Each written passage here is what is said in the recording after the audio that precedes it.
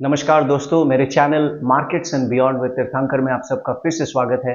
पिछले वीडियो में हमने देखा था कि सेक्टोरल फंड्स किस चीज़ को कहते हैं, थीमैटिक फंड्स क्या होते हैं, और हमने ये भी डिस्कस किया था कि फंड ऑफ फंड्स किसे कहा जाता है।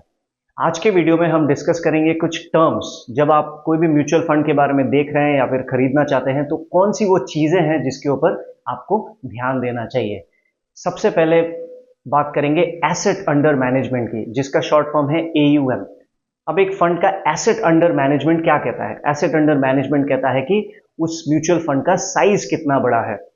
इसका मतलब उस म्यूचुअल फंड ने तो कहीं भी पैसा लगाया होगा, शेयर्स खरीदे होंगे, अगर वो थीमैटिक फंड्स है तो जाके किसी थीम्स में पैसा लगाया होगा, या फिर अगर वो डेट फंड्स में इन्वेस्ट कर रही है, तो सब कुछ मिला के जो टोटल एसेट्स है उस फंड के, उसको हम एसेट अंडर मैनेजमेंट भी कहते हैं, और वही साइज दर्शाता है कि वो फंड कितना बड़ा है। तो आपको अमूमन देखने को मिलेगा एक फंड साइज है 1000 करोड़, इसका मतलब उसका जो AUM है, उसका जो टोटल एसेट अंडर मैनेजमेंट है, वो 1000 करोड़ है।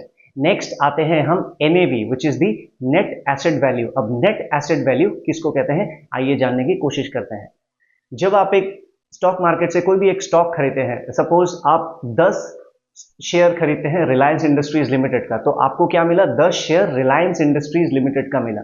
ठीक उसी प्रकार से जब आप एक म्यूचुअल फंड खरीदते हैं तो आपको शेयर्स तो एलोकेट नहीं होते हैं, आपको म्यूचुअल फंड्स के यूनिट एलोकेट होते हैं। तो उसी यूनिट के एक यूनिट का जो प्राइस है उसको हम NAV कहते हैं। जैसे एक स्टॉक का प्राइस होता है, वैसे ही एक म्यूचुअल फंड के यूनिट के प्राइस को NAV कहते हैं, नेट एसेट वैल्यू। अब नेट एसेट वैल्यू का फॉर्मूला हो गया total assets minus total liabilities divided by number of units outstanding. इसका मतलब टोटल एसेट्स तो आपको पता है, जो भी जहां जहां भी फंड ने इन्वेस्ट किया है वो जो टोटल एसेट्स है वो टोटल एसेट्स हो गए। जहां जहां फंड कुछ ओ करती है, किसी को देना बाकी रह गया, वो टोटल लायबिलिटीज है। और जो डिवाइडेड बाय जो टोटल नंबर ऑफ यूनिट्स है उसको हम नेट एसेट वैल्यू कहते हैं। अब आप पूछेंगे कि जैसे एक शेयर का प्राइस ऊपर नीचे जाता है, जब बाजार अच्छा रहता है तो शेयर प्राइस ऊपर की ओर जाता है, जब बाजार खराब रहता है तो शेयर प्राइस नीचे की ओर आता है। ठीक उसी प्रकार से एक म्यूचुअल फंड का जो NAV है वो भी ऊपर जाता है या फिर नीचे आता है। वो आप जब कोई भी म्यूचुअल फंड चेक करेंगे तो आपको NAV मिल जाएगा। नेक्स्ट बात करते हैं होल्डिंग्स। अब कोई भी जब आप म्यूचुअल फंड देख रहे हैं, कोई भी साइट पे जाके जब आप क्लिक करेंगे तो आपको होल्डिंग्स दिखेगी। होल्डिंग्स मतलब उस फंड ने पैसा कहां कहां डिप्लॉय किया है। अब सपोज आप कोई भी एक इक्विटी म्यूचुअल फंड चेक कर रहे हैं तो आपको दिखेगा कि उस जो फंड है, वो जो फंड है उसका होल्डिंग्स किन किन कंपनीज में है, तो वो आपको होल्डिंग से पता चल जाएगा। अमूमन तौर पे एक इक्विटी म्यूचुअल फंड में 40 से 50 से 60 से 70 कुछ भी हो सकता है होल्डिंग, डिपेंडिंग अपॉन कि उस फंड का ऑब्जेक्टिव क्या है, वो फंड क्या अचीव करना चाहती है। उस सबको जब मिला के जो होल्डिंग्स है वो आपको होल्डिंग सेक्शन में मिल जाएगा। होल्डिंग सेक्शन यानी कि वो जो फंड आपने खरीदा है उस फंड ने पैसा कहां कहां पे डिप्लॉय किया हुआ है। नेक्स्ट बात करेंगे हम एक्सपेंस रेशियो की। अब कोई भी फंड को एक फंड मैनेजर चला रहा होगा, एक या एक से ज्यादा भी होता है, तो वो आपको जाके म्यूचुअल फंड जब आप चेक करेंगे आपको दिख जाएगा कि उस फंड के पर्टिकुलर फंड मैनेजर कौन है। तो वो जो फंड को मैनेज कर रहे हैं उस मैनेजमेंट के अगेंस्ट में उनको तो फीस चाहिए ना, वो ऐसे फ्री में तो नहीं करेंगे।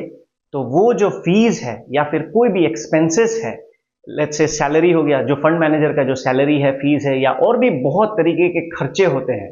तो एक म्यूचुअल फंड का जो खर्चा होता है, टोटल खर्चा उस फंड को चलाने का, उसको डिनोट किया जाता है टोटल एक्सपेंस रेशियो से, जिसका शॉर्ट फॉर्म में हम TER भी कहते हैं।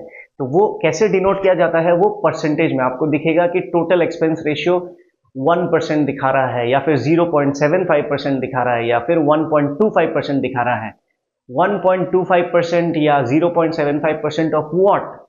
1.75% और 0.25% और likewise of the asset under management. अगर लेट्स से एक फंड का साइज है 1000 करोड़, तो 1000 करोड़ अगर उसका AUM है और अगर उसका TER 1% है, इसका मतलब उस फंड को चलाने के लिए 10 करोड़ रुपए का खर्चा हो रहा है, which is 1% of the total AUM। I hope ये चार जो टर्म्स है ऑफ अ म्यूचुअल फंड, इसके बारे में आपको कुछ जानकारी मिली होगी। हमने पहले डिस्कस किया एसेट अंडर मैनेजमेंट जो साइज ऑफ द फंड को दर्शाता है, फिर हमने डिस्कस किया नेट एसेट वैल्यू के बारे में जो एक प्राइस ऑफ अ यूनिट को दर्शाता है, फिर हमने डिस्कस किया होल्डिंग्स के बारे में, होल्डिंग्स किस चीज़ को कहा जाता है, फिर अंत में हमने देखा कि टोटल एक्सपेंस रेशियो, उस फंड को चलाने में कितना खर्चा आता है उसको टोटल एक्सपेंस रेशियो कहते हैं, उसके बारे में हमने डिस्कस किया। अगर आपको ये वीडियो पसंद आया हो तो इसे ज़रूर लाइक कर दे, दोस्तों के साथ शेयर कर सकते हैं ताकि उनकी भी नॉलेज बढ़े। अगर आपके कुछ कमेंट्स है या फिर कुछ फीडबैक है आप कमेंट सेक्शन में लिख सकते हैं, और आप प्लीज़ चैनल को सब्सक्राइब कर ले ताकि मैं और वीडियोज़ आपके समक्ष लाता रहूँ। मिलते हैं अगले वीडियो में, तब तक के लिए thank you so much and bye bye.